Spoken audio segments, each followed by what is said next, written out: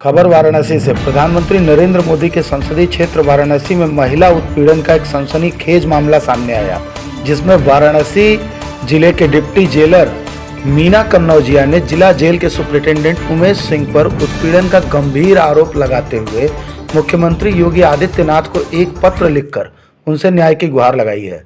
Deputy jailer Meena Kannaujia ने शनिवार को मुख्यमंत्री योगी आदित्यनाथ को एक पत्र लिखा। उसके साथ ही उन्होंने उसकी कॉपी यूट्यूब पर भी अपलोड कर दी, जिससे उनकी आवाज कहीं दब कर न रह जाए। देखिए हमारे संवाददाता ओम प्रकाश पटेल की रिपोर्ट। समय सक्सेना वो थे हमारे अधीक्षक और त्रिवेदी जी हमारे जेलर थे। बहुत अच्छा चला था, ऐसे लग रहा था कि वो हमारे गार्जियन हैं और वो हर बात को सुनते भी थे और ऐसे रखते थे कि जैसे हम लोग उनके बच्चे हैं, इस तरह वो रखते थे। लेकिन इनके आने के बाद अभी आप जिसके ऊपर आरोप लगा रहे हैं कौन है वो उमेश सिंह, क्या आरोप किस पद पर है?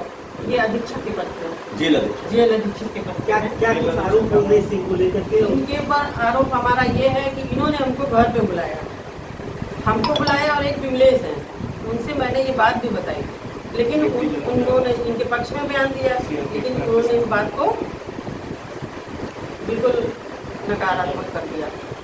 घर पे बुलाने का मतलब अब घर पे बुलाने का कारण यही है ना, पहले तो ऑफिस वगैरह में बोलते थे, उल्टा सीधा बोलते थे और गंदी बातें भी बोलते थे और जो है उल्टा सीधा मतलब अजीब से शब्द बोलते थे कि हम आपसे बता रहे हैं। घर पे बुलाने के बाद और जाति का भी मतलब ये ब्राह्मणों से भी बहुत चिढ़ते हैं, हर और भी जातों से चिढ़ते हैं। उनको बस ये है कि हम ठाकुर हैं, हम ठाकुर हैं बस, और इनके अलावा किसी की जेल में चलती नहीं है।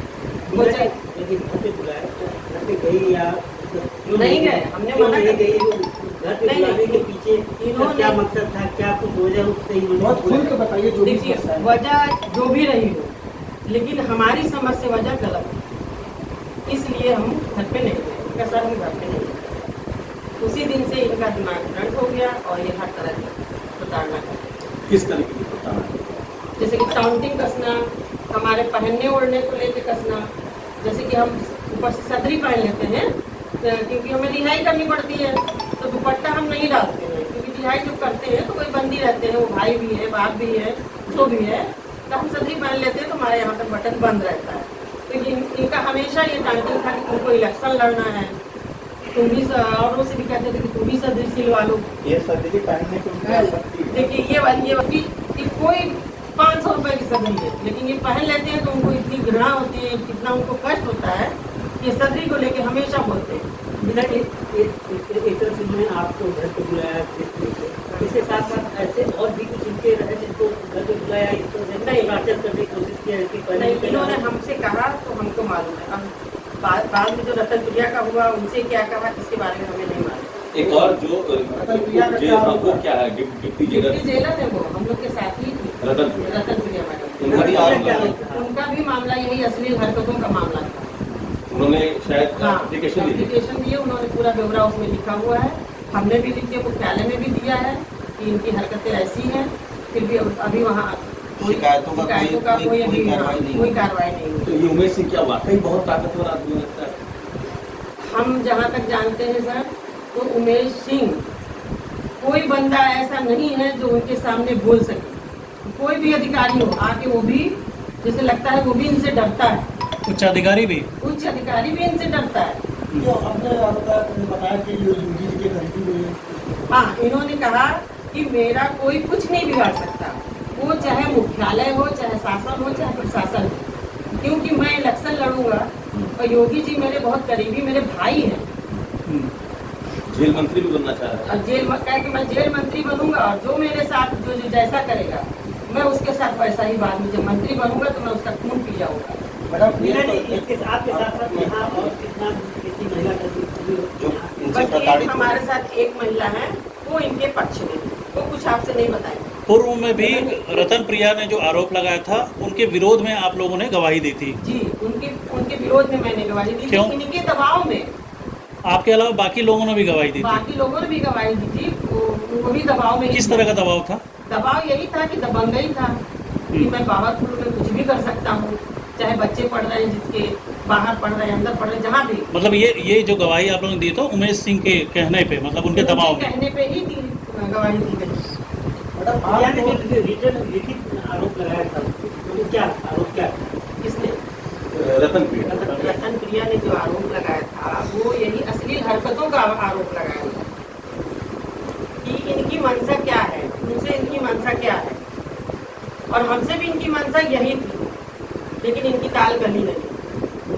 इनकी मंशा पूरा न करने पर ना पूरा करने के मेन कारण यही है कि उमेश सिंह की मंशा पूरी ना करने की वजह से ये ऐसी हरकतें कर रहे हैं।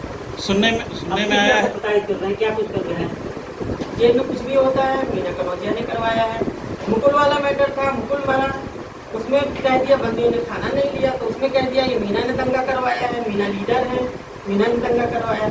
अब मेरे बारे में जाके जेल में जब इनका भी ट्रांसफर हो और मेरा भी हो, जब ये यहाँ से जाएंगे तब जाके कोई बोल पाएगा। मैडम एक सवाल ये है कि जब आप किसी जगह हैं, आप निजी विभाग की हैं, जब ये आपको नहीं छोड़ रहा है तो महिला बंदियों के साथ नहीं, महिला बंदियों के साथ तो हम वहाँ पे गए, जो सच है वही हम बोले। महिला बंदियों के साथ राजनीतिक डिमांड किया था क्या महिला बंदियों को कभी इन्होंने? कभी आपका दबाव बनाया गया?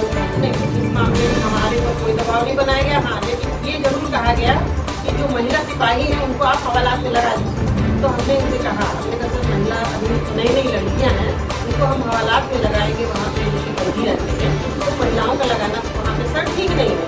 इस पर आप पे भी बात आ जाएगी, तो इस बात को फिर उन्होंने जो भी समझाओ। एक और बहुत गंभीर आरोप लगाया आपने कि आपके और आपके परिवार को जान का खतरा है। बिल्कुल खतरा है, क्योंकि हम वहाँ पे ड्यूटी कर रहे हैं, हम जानते हैं ना एक क्रिमिनल माइंड है। पूर्व में दो कैदियों की हत्या का भी आरोप लगा है इन पर। आरोप बहुत लगे हैं, हमने सुना भी है, लेकिन जो हमारी बात है वो हम जिस तरह से मीना जी का मतलब जो है घर पे बुलाना और सब कुछ करना, आपने एक जान की बात घटना से करके किसी रह सकता है, ये कुछ करा सकते हैं, हम खुल के कह रहे हैं, ये हमारे परिवार को कुछ भी करा सकते हैं, हमारे इस गवाही पे, इस बयान पे और इस वीडियो पे ये कुछ भी करवा सकते हैं। मतलब ये काम आपको आप इतने लोग नहीं बोल रहे, सबको 7 मिनट का सीधा एक तरह से डायरेक्ट बात कर रहे हैं। तो इस पर आपका क्या कहना है? इस पर आपके शरीर को लेकर इनका कहने का मतलब ये है खुल कर पता कि हाँ, इन्होंने इनका कहने का मतलब ये है कि मैं पैंट पहनूँ, मैं टी शर्ट पहनूँ, मैं उस तरह से जाऊँ उनके सामने, और मैं दुपट्टा ना लूँ, सदरी ना पहनूँ।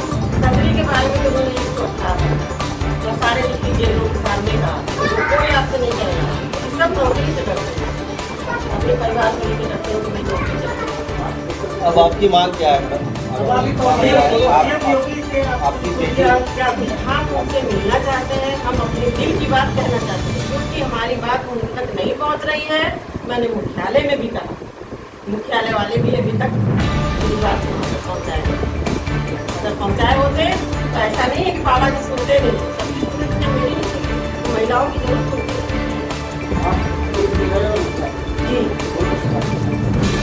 क्या कहेंगे मुख्यमंत्री जी? सीधे सीधे क्या अपील करेंगे? हम मुख्यमंत्री से यही कहेंगे कि आपने महिलाओं को आगे बढ़ाया, आपने पढ़ने के लिए कहा कि महिलाएं पढ़े लिखे और आगे बढ़े, नौकरी करें। तो जब महिलाएं आगे बढ़ के नौकरी करेंगी और इस तरह के अधिकारी रहेंगे तो चाहेंगे कि हमारे शरीर के साथ देखें, तो ऐसा इससे बढ़िया है कि महिलाओं को आप नौकरी दीजिए। मैं उनका करीबी हूँ, मैं कारागार मंत्री बनूंगा, मेरे भाई है। डबल सर्किट होना नहीं हाँ, होगा। इस तरह का डबल बोलते हैं ये। सर्किटों का हनन हो जाएगा जो मेरे पीछे पड़ेगा, यानी कि मैं अगर उनके पीछे पड़ी हूँ, चाहे मैं जो आप लोग से बता रही हूँ, इसका मतलब मेरा भी हनन हो जाएगा, मेरी भी मृत्यु हो जाएगी। उनका ये कहना रहता है। ये खुद को- जो भी मेरे पीछे पड़ेगा, ये खुद को अपने आप को आचार्य बताते हैं, कहते हैं मैं भविष्य देख लेता हूँ और मैं पॉलिटिक्स में जाऊँगा, ऐसा भी कुछ हाँ, करते हैं। ऐसा बोलते हैं।